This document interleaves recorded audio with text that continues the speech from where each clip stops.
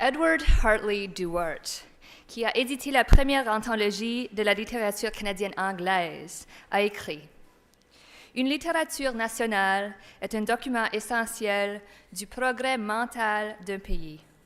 Elle est l'expression de la vie intellectuelle d'une nation, un lien d'unité nationale, a link of national unity and a guide for national energy.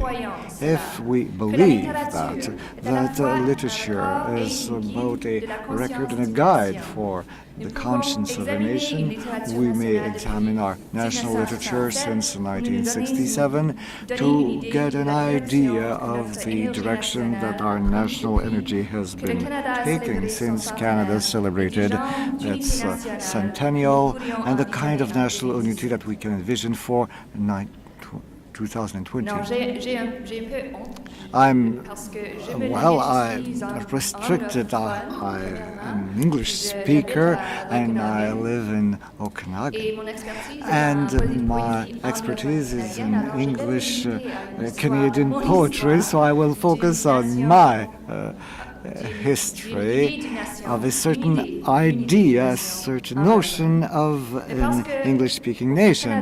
Because in English-speaking Canada, our novelists are often also poets, and this history, I guess, can apply more broadly. I think it's also true for Quebec that it's a poet who said that my country is not a country, it's a winter, so it's also a national and nationalist feeling.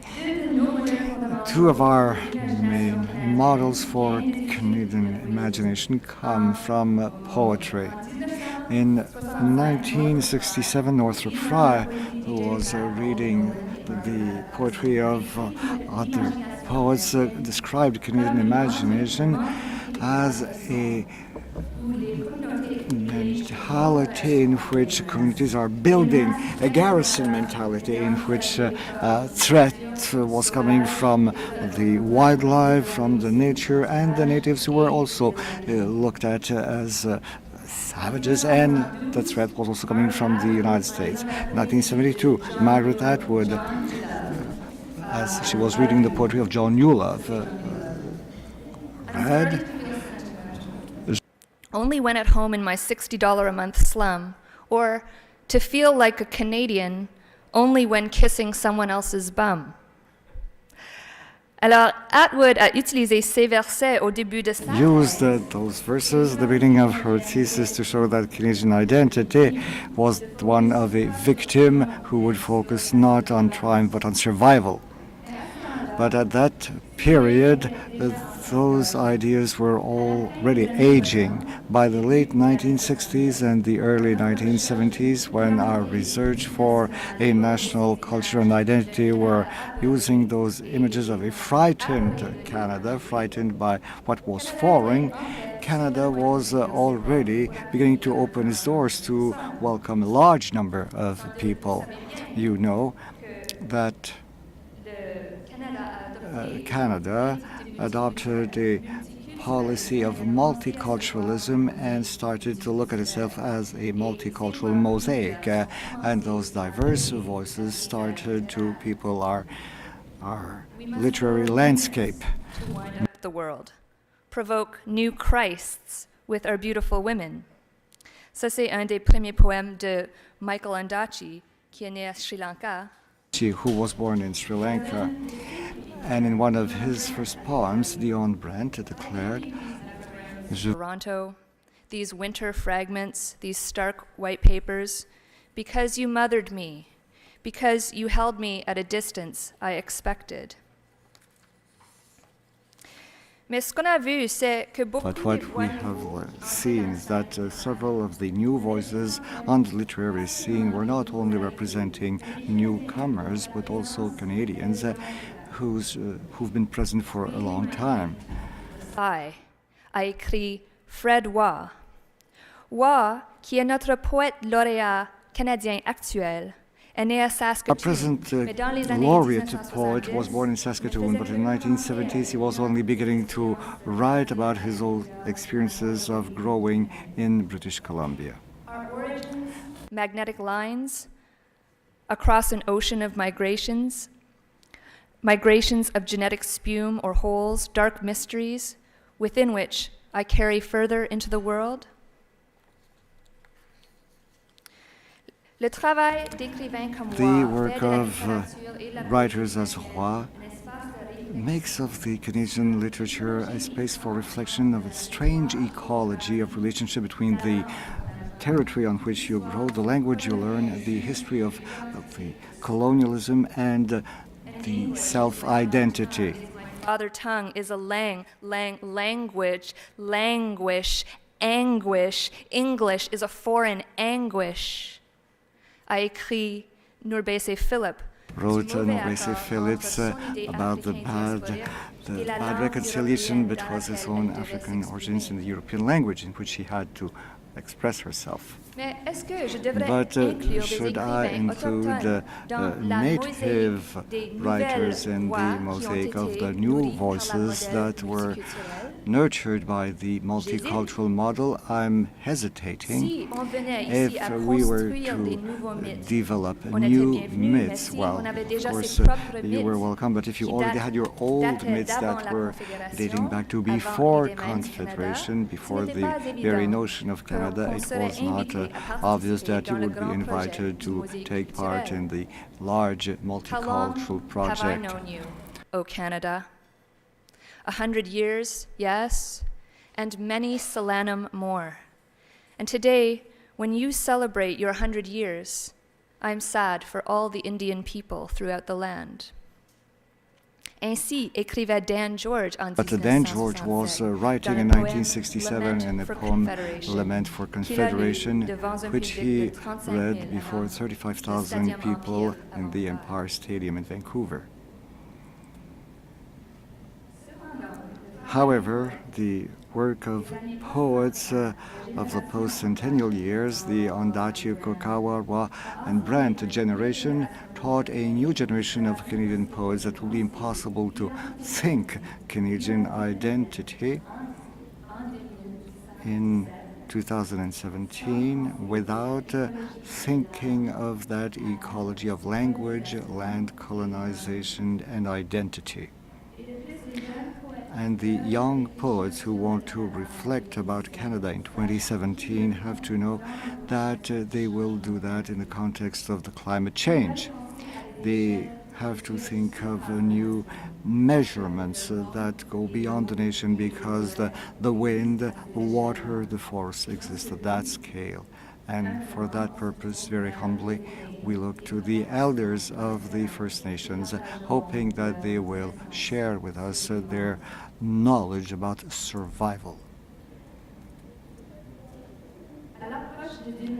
As 2017 is nearing, the Canadian poets are concerned to get not only by survival, but by the ecological survival, the history of their experience of Canadian identity over the last 50 years is suggesting that the garrisons, the frontiers, and some types of national identity can be the most important threat for us, much more than a protection.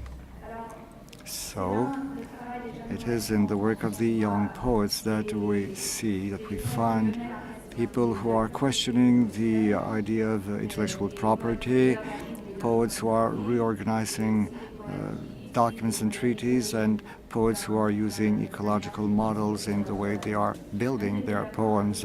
And recent development in the research on ecological composition is a crowdsourced poetry that was made possible through the social media, in which the poet is facilitating poems that are written by whole communities.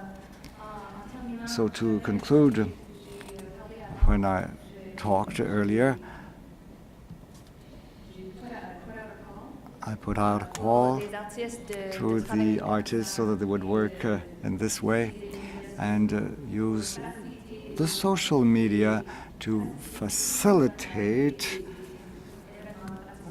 artistic events, but created by people together. Finish the end of my speech so that I can speak spontaneously. But instead of speaking a little bit more about what artists should do for 2017, I just wanted to speak a little bit about my experience so far. I've been named the Artist in Motion for this project for 2017, starts now, 2017 débute maintenant, instead of an artist in residence. So I've gone to, except for Calgary, which was just after I defended a PhD, so I couldn't go. But except for Calgary, I've been to all of the conferences, and I expect to attend all of the conferences, and I've been traveling around via rail and speaking to Canadians, and I'm blogging about it, thinking about it.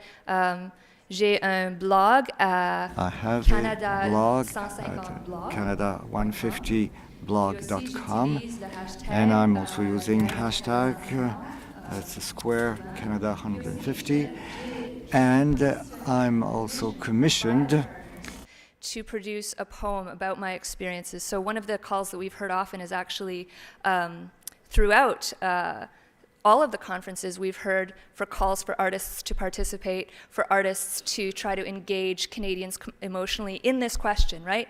To start us thinking about it. So these partners have started in that spirit and have commissioned me to write a poem about the experience, which I will present in Ottawa on June 27th. So it's in progress. I can't talk about it yet, nothing about this poem or this text, but I invite you to get involved. And I'm learning a lot about public engagement as I do this, is trying to get people to send me text and send me ideas and send me images to hashtag 2017 poem ou dièse 2017 poème. Puis je veux utiliser ces tweets I will use these à construire ma tweets to develop my poem. So I invite you, please, to participate. So it's square hashtag 2017 poem in this project. Thank you.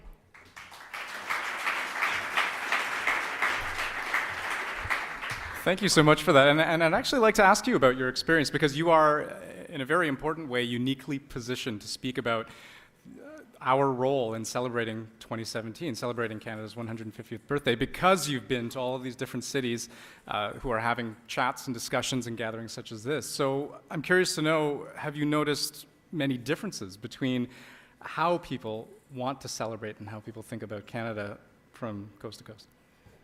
Well, one of the things, trying to articulate the differences has been an interesting challenge, but I feel like each conference, if we think about the cultural mosaic and we think about these speakers as like 12 little points of light, it's like each conference is a mini mosaic of the feelings of that region. So, and the concerns are slightly different. Vancouver was much more environment focused and Aboriginal issues focused. Saskatoon was very interested in its own booming. It was just like people were amazed that they were seeing so much immigration. Winnipeg, c'était la bilinguisme. Winnipeg was all about bilingualism, and I discovered this. I heard a Frenchman who was really talking to my heart, and I didn't know why. I was, of course, raised in English, but I started to learn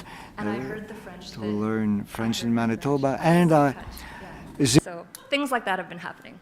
Well, it's a lovely story, and I'm sure a lot of us are envious that you're able to do this, embark on this journey. So, Sonnet l'Abbé, thank you so much. Thank you.